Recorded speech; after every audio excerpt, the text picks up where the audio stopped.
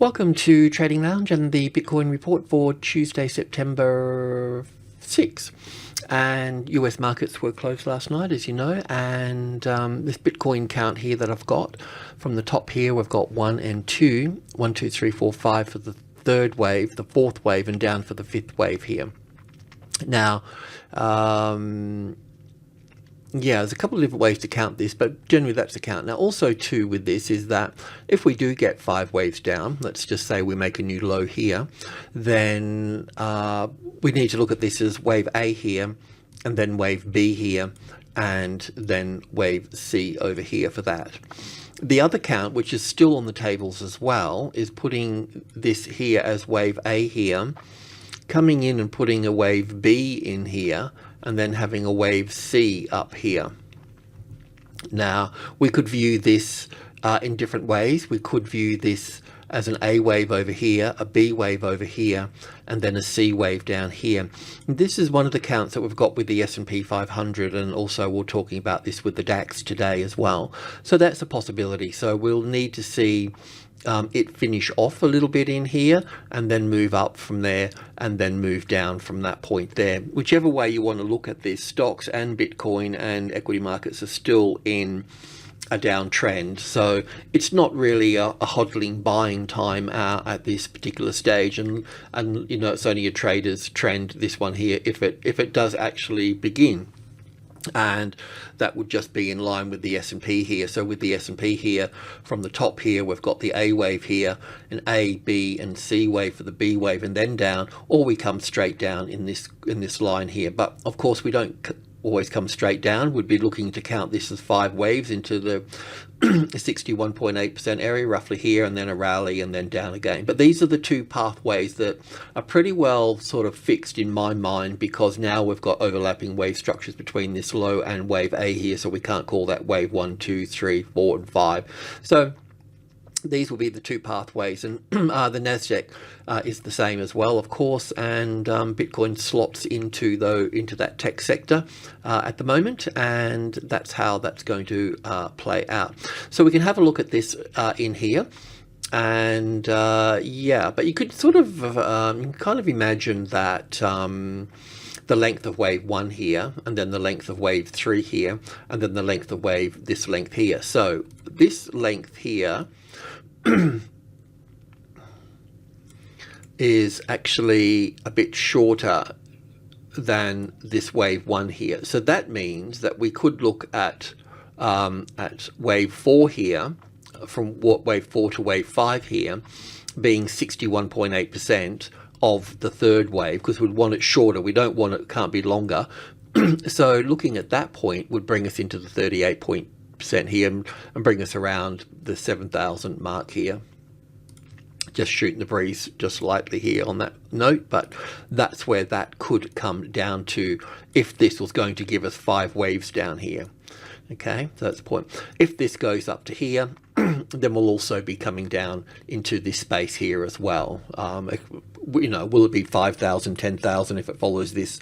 I just don't know.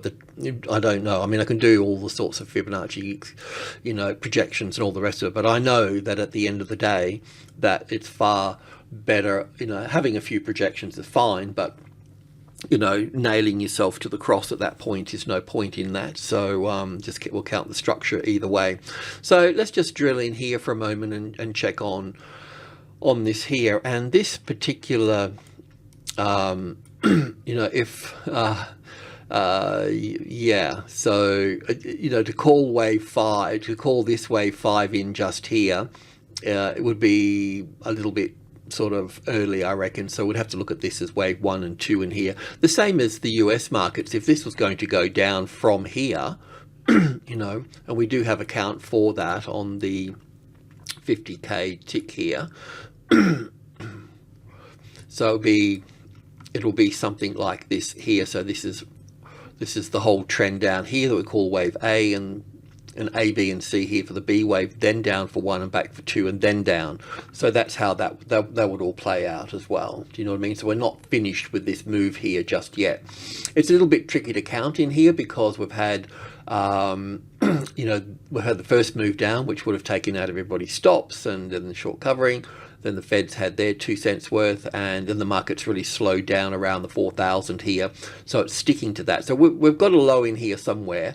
It's just how this is going to play out. So anyway, if this was going to be wave 1 and 2 here, then Bitcoin will be much the same as well. So we're tracking a 5-wave move down on Bitcoin at the moment. So then we'll have to be a bit patient to see how that moves up here, because the alternative count is that goes up for wave C of B over here. And that would also be the same for Bitcoin too, if that was going to be the case. Just so you understand those two moves. Let's just go into the 5K tick area here. Let's bring in a bit more. So from that last top up there, we can look at it in terms of wave 1 and 2, and 1 and 2 and 3, and 4 and 5 for the third wave. The fourth wave here, the last few times we've been speaking about this, we've been chatting about this as a corrective pattern, as an A wave here, and then an A, B, C for the B wave, and up for the C wave for wave 4 to be in play here, then down for 1, and then we could look at this. We could also look at this as wave 2 here, and this down as wave 1 and 2 here by the buy as well. I'm just giving it a little bit more of a chance to rally back here for this wave 2 over here, pulling back to the 61.8%. But you know, all you need to do here as a trader is short that low, and probably that low there. I'll leave that with you though. But this is a corrective pattern because it's got overlapping wave structures. So it means it's a continuation pattern, and the continuation of a trend to the downside. So that will move down from there, and we'll just be counting 1, 2, or 2, and 3, 4, 5 coming down into, I don't know, wherever it comes to, we'll just count it, you know. But that's how that will play out, and then we'll get a reversal at this point. Now, also this move down here, you know, we can't. Anyway, I'll need to change all that. We can't call that wave 5 here just yet, so I'll just ditch that. But we can go up from that point, because the same, that alternative count that I've got for the S&P, the Nasdaq, and all the rest of it. But yeah, so I can count this down in a different way as well, but that's how that will play out. And all that I'm interested in at the moment is just this 1, 2, 3, 4, 5 here. That's all we need to play out in this little scenario here, this 1, 2, 3, 4, 5. That will take us down to, there'll be a bounce off the 19, of course, and we'll have the 18 here. So I'll just borrow one of these because it's a minor level. These are sub levels. That must be the old low there, that red line, the 17 something or other. So that needs to be, so there'll be a bounce coming in. There'll be a bounce coming in here somewhere, you know what I mean? So it can be wave B at this point. There's a few things going on, but what I sort of figured is that we'll just track this down to here. We'll either get an ABC pattern here and go further down, or we're going to go up much further into a larger corrective pattern. But that's, I can only really see two pathways for it at this stage. But that's where that is. Alrighty, I'll leave it at that. Thanks for tuning in. Cheers.